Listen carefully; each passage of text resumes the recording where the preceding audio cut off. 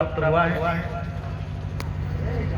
कथा के शुभारंभ पर दीप प्रज्वलन के अवसर पर मैं यहाँ उपस्थित हुआ, ये अपना सौभाग्य समझता हूँ। हमारे श्री रानू जी की माता जी मास्टर साहब, पंडित जी टीका जी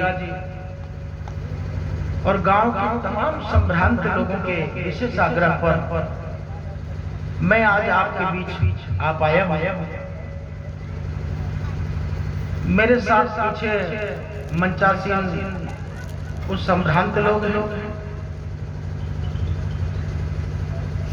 जिनके साथ मैं आज यहाँ उपस्थित हुआ हूँ। हमारी बाईं तरफ भागवत सप्ताह का कथा प्रवचन और पारायण आदि के निमित्त आई हुई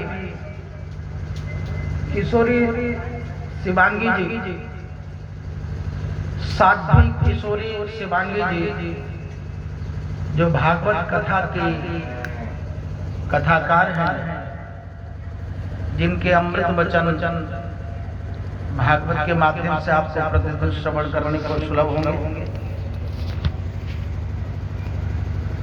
और उनके सभी साथी कलाकार,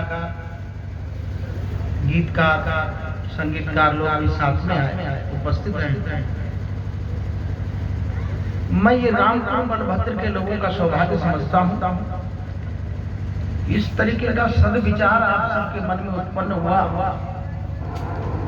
इसे जन्म जन्मांतर कल्पांतर का सुकृत का सुफल है, जिसके उदय होने पर आप सबने यहाँ पर इस दिव्य कथा का आयोजन किया है।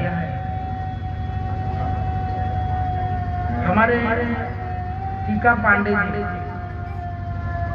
प्रतिवर्ष गांव में कोई न कोई सत्संग का आयोजन करते रहे हैं और विगत वर्षों में भी इन्होंने मुझसे कई बार आग्रह किया था मैं इस कार्यक्रम में उपस्थित हूं, परंतु वो सुयोग मुझे आज प्राप्त हुआ। मैं राम बलभद्र के बाजू से हजारों बार निकला हूं, मगर गांव के बीच में आने का ये सुयोग संतों को तो तभी प्राप्त होता है जब इस तरीके के कार्यक्रम आयोजित होते हैं।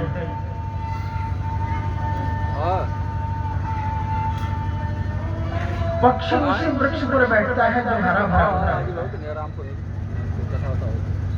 जिस गांव में सत्संग हो, संत समागम हो, सत्कर्म हो, यज्ञ आदि पावन कर्म हो, तो ऐसे कर्मों में ही संतों का आगमन हुआ करता है। संत कहीं न कहीं से, देखिए भाई, भंडारा खाने के लिए तो संत बहुत ही कम आए, मगर आज राम बलभद्र के लोगों को मैं इस मंच के माध्यम से, इस आध्यात्मिक पीठ के माध्यम से मैं शुभकामना करूंगा कि आपका सुकृत का सुफल है जो आज यहाँ संत महात्मा विराजमान हो रहे हैं और 9 दिनों तक ये भागवत की अमृतमय कथा का प्रवाहित होगा। यानी भागवत का दिव्य ज्ञान यहाँ वो दिव्य ज्ञान की गंगा प्रवाहित होगी। मैं आप सबसे ये कहना चाहूंगा कि गांव में एक बच्चा आबाल वृद्ध नर नारी इस तरीके के पुनीत कार्यक्रम में अवश्य भाग लें। हाँ, थोड़ा सा बैठा दीजिए, क्योंकि मंच भी ज्यादा मजबूत नहीं लग रहा है। और सच बताएं तो आप जानते हैं हथियाराम बाबा जी को, भाई हम काल से भी नहीं डरते। ये सबको मालूम है कि हम केवल महाकाल से डरते हैं, काल से नहीं डरते। पर आज हम यहाँ बैठ कर डर रहे हैं क्योंकि मंचवा हिल रहा है। जितना बार लोग चढ़ रहे हैं उतर रहे हैं उतनी बार मंच हिल रहा है। तो टीका जी से मैं ये जरूर कहना चाहूंगा कि जितना मजबूती से गांव के लोगों ने इस कार्यक्रम को आयोजित किया है, जितनी उदारता से यहाँ के युवा, ये सभी युवा वर्ग जो इस कार्यक्रम के प्रति इतना समर्पण का भाव मुझे दिखाई दे रहा है, ये इस गांव का सौभाग्य है।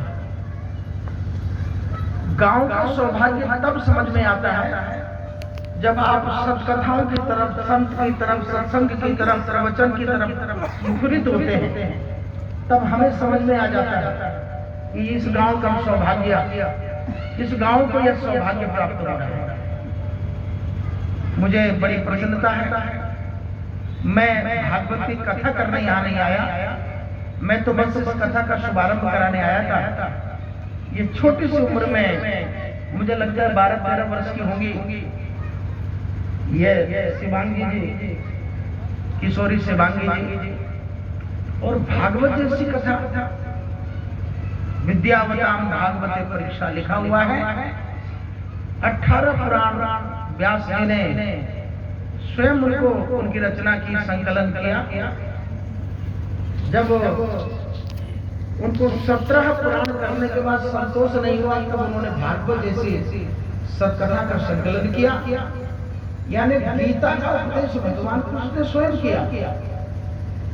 गीता के अंदर जो 18 अध्याय हैं, उन 18 अध्यायों का संकलन भगवान कृष्ण की वाणी को व्यास जी ने संकलन करके बनाया।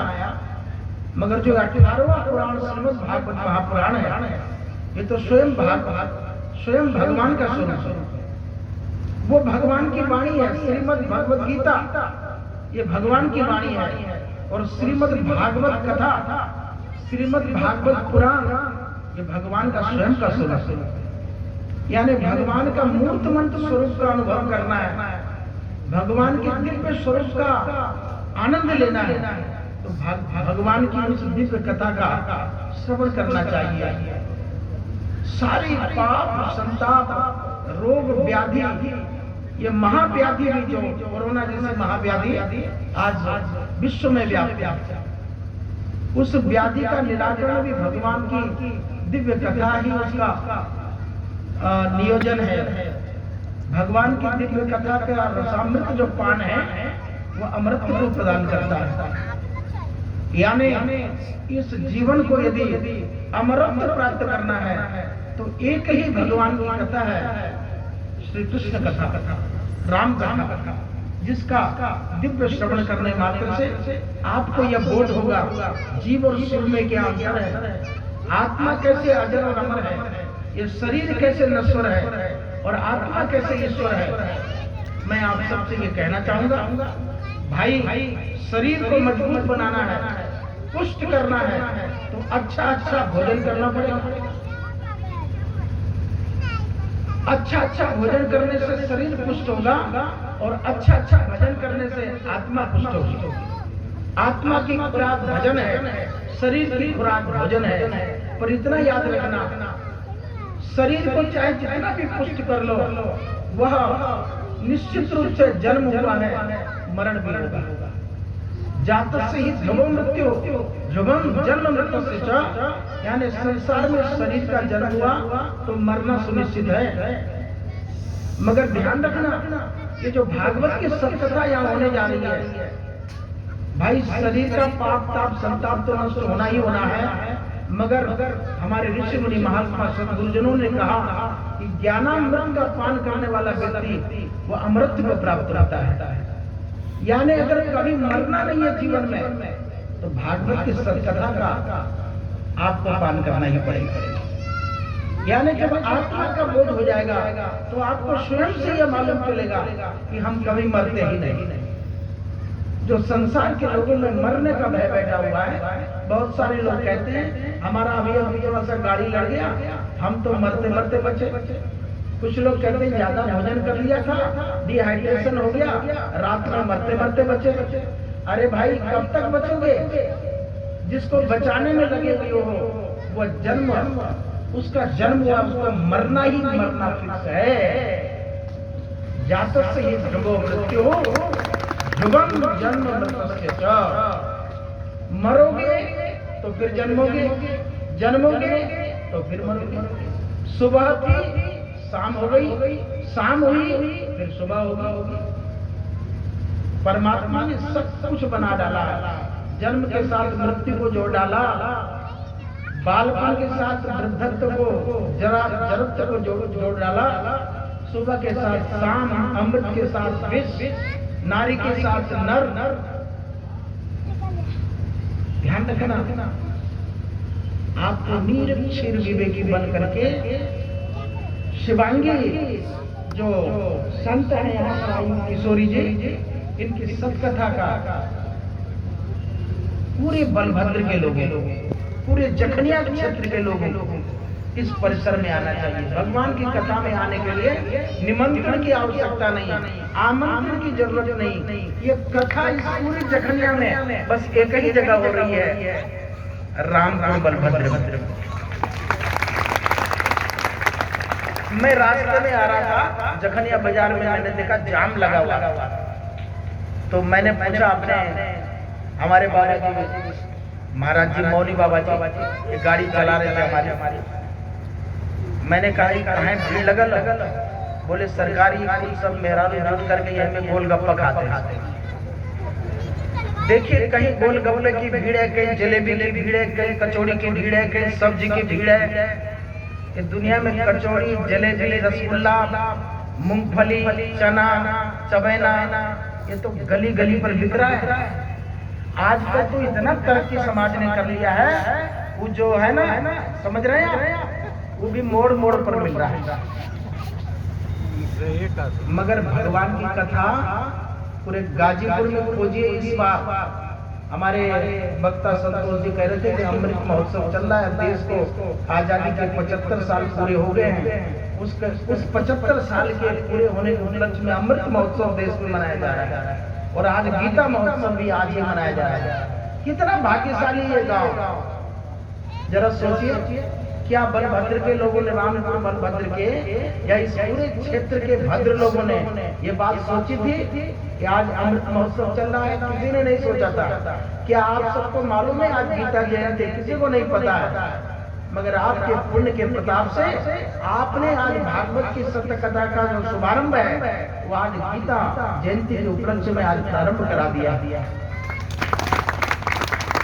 तो बस मुझे इतना ही कहना है, मुझे आपसे इतना ही कहना है। देखिए जीवन में सुख लाना है, सुविधा लाना है, आनंद कमाना है, तो भगवान की कथा का श्रवण करना चाहिए। पूरे जिला गाजीपुर में ये कथा सिर्फ आज 9 दिनों तक रामपुर बलभद्र में होने वाली है। मुझे बड़ी प्रसन्नता है, आप सबने इस कथा के अवसर पर मुझे भी यहाँ आमंत्रण, यहाँ आने का आमंत्रण दिया। मुझे बहुत ही प्रसन्नता है, मैं बहुत प्रसन्न हूँ। आपने हम सबका सम्मान अभिनंदन किया। मैं किशोरी जी को भी आशीर्वाद करूंगा, क्योंकि अभी ये बच्चा है और अभी से ये भागवत की कथा करने लगे, तो सोचे आगे क्या होगा। इस छोटी सी उम्र में बड़े बड़े विद्वान इस भागवत का कठिन अर्थ नहीं कर पाते। बड़ा क्लिष्ट है, बहुत कठिन है। जब आप भागवत की पोथी खोलेंगे, उसके छंदों को पढ़ेंगे, तब समझ में आएगा कि कितनी कठिन चीज है। भगवान वेद व्यास जी ये रचना कितनी क्लिष्ट है, मगर कितनी सरस है। भगवान के दिव्य गुणानुवादों की पवित्र चर्चा श्रीमद् भागवत में करने के पश्चात स्वयं व्यास जी मुक्त हो गए और संतुष्ट हो गए। आइए, जीवन में संतोष पाना है, संतुष्ट होना है और संपन्न होना है, तो ध्यान रखिएगा। यहाँ की कथा में आप सब मिलकर के भाग लीजिए। मैं भी वहाँ से यहाँ भाग लेने आया हुआ हूँ। मैं भी, मेरा भी मन यहाँ रोज रहेगा। आप सब सत्कथा का श्रवण करिए। गाँव में कभी कभी क्या होता है, पड़ोसी से नहीं बात करता है। बोलिए वृंदावन बिहारी लाल की जय। कभी कभी पड़ोसी से बात नहीं करता है, कहेगा कि कथवा तो ये करवाओ तो हम काहे के नहीं जाए। अरे साहब, जो वैमनस्य का भाव आपके दिलों में और दिमाग में बैठा हुआ है, उस वैमनस्यता को समाप्त करना है। जो आज देश की सरकारें अखंड भारत की कल्पना कर रही हैं, स्वस्थ और स्वच्छ भारत की कल्पना कर रही हैं, मैं उन सब लोगों से यही कहना चाहता हूँ, भारत को अखंड बनाने के पहले गांव को अखंड बनाना पड़ेगा। जब रामपुर बलभद्र क्षेत्र के लोग एक सूत्र में पिरो करके एक स्थान पर बैठेंगे तो याद रखिएगा, गांव में शादी ब्याह पड़ता होगा, कुछ लोग वहां भोजन करने नहीं जाते, कभी कभी कहीं मरने जीने होता होगा तो वहां भी नहीं जाते होंगे। मगर मेरे आपसे यही प्रार्थना है, यही सत्संग एक ऐसा अमृत का सरोवर है, सारा गांव आकर के इस सत्कथा में बिना किसी के बुलावे, ये परिसर मुझे लगता है टीका जी का परिसर है क्या? ये टीका कहाँ गया? टीका बाबा कहाँ चंदन लगा जी। तो ये टीका जी का परिसर है ही। ये मत सोचिएगा कि टीका लगा है कि नहीं लगा है। और रानू भी वहाँ टीका, कोरोना का टीका लगा आजकल स्वास्थ्य विभाग। तो टीका उका लगवाइए चाहे मत लगवाइए, पर मैं दिल की गहराई से कहना चाहता हूँ, भगवान की कथा का श्रवण बिना सोचे समझे करिएगा। इसमें खर्चा नहीं लगता, थोड़ा समय लगता है। अपने अपने घरों से नहा धोकर समय पर आकर के जब किशोरी जी की आवाज इधर प्रारंभ हो तो भाग के अपने अपने जगह ले लीजिएगा। और मेरा विश्वास है, आप जानते हैं इस क्षेत्र के लोग हैं, 1-1 लाख लोग मेरे परिसर में आकर बैठते हैं, आप जानते हैं। तो ऐसा ये कहीं जगह न बचे बैठने की, ऐसा बैठिए और सत्संग का लाभ लीजिए। संत आप सबके गांव में आए हुए हैं और आप बाहर नहीं निकले तो बहुत बड़ा पाप लगता है। सब मिलजुल करके सहयोग करके, हमसे भी कहिएगा साहब क्या सहयोग करना, हम लोग भी तैयार हैं। भागवत की सत्कथा में दिल की गहराई से खोलकर सहयोग करिएगा तो भगवान प्रसन्न होगा। जीवन का उद्देश्य भगवान को प्रसन्न करना है। जन्म लेने का उद्देश्य मोक्ष प्राप्त करना है, और मोक्ष बिना ज्ञान के प्राप्त नहीं होता, और ज्ञान बिना व्यास जी की कथा के नहीं होता, और व्यास जी का दर्शन बिना आए। बोलिए भक्त वत्सल भगवान की जय। 2 बार मेरे साथ भगवान जी का नाम लीजिएगा। देखिए शिवानंद जी तो बहुत सुंदर गाती है, मैंने सुना, हमारे मौनी बाबा जी कह रहे थे, परंतु हम लोगों को भगवान ने ऐसा बनाया फटा है बांस की तरह। मगर साहब भगवान के चरणों के प्रति दिल की गहराई से निष्ठा बना के रखिए तो मेरी जैसी बुलंदी आपको भी प्राप्त होगी। आप देख ही रहे होंगे, भाजपा के लोग बैठे हुए नाराज मत होना। आप देखिए आपके डिप्टी सीएम साहब अभी आकर के माथा टेक के गए, इसलिए कहीं न कहीं संतों के यहाँ जिसका सर नहीं झुकता उसका अहंकार अंधकार कभी नष्ट नहीं होता, और बिना अंधकार के नष्ट हुए कभी जीवन में प्रकाश नहीं आता। अभिमान के गए बिना ज्ञान नहीं होता, और ज्ञान के बिना भगवान नहीं होता। उस भगवान को प्राप्त करने के लिए ज्ञान का होना बहुत जरूरी है, और ज्ञान को लाने के लिए अभिमान को हटाना बहुत जरूरी है। इस परिसर में आइएगा, जहाँ जूता उतरता है वहाँ अपना अहंकार छोड़ दीजिएगा। इस ज्ञान यज्ञ की मिट्टी लेकर के चंदन की तरह माथे में लगाइएगा, देखिएगा आनंद ही आनंद है। बोलिए भक्त वत्सल भगवान की जय। गोविंद जय जय गोपाल जय जय गोविंद।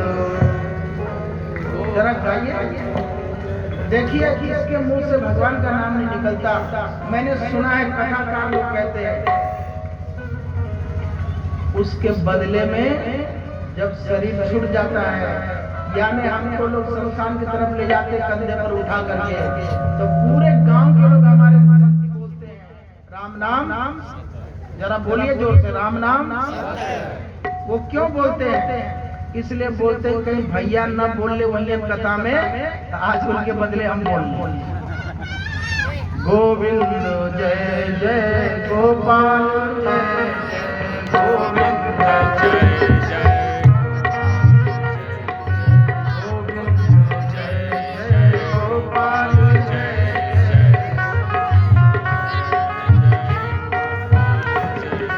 राधा रमण हरि गोविंद जय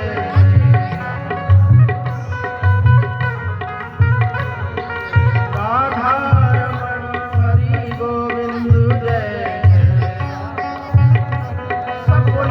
आनंद आएगा।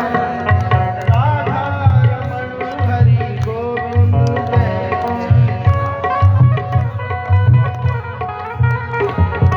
गोविंद जय जय गोपाल जय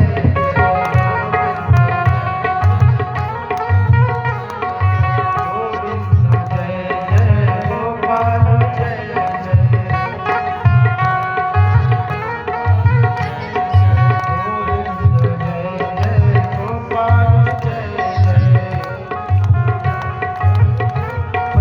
से बोलिए वृंदावन बिहारी लाल की जय।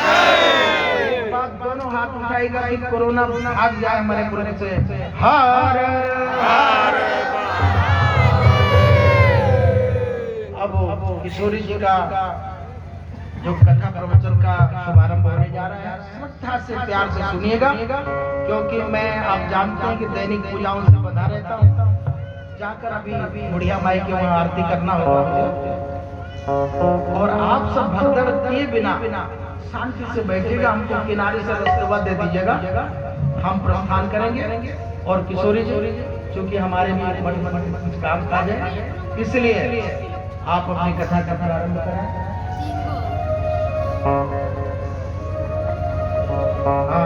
प्रधान जी के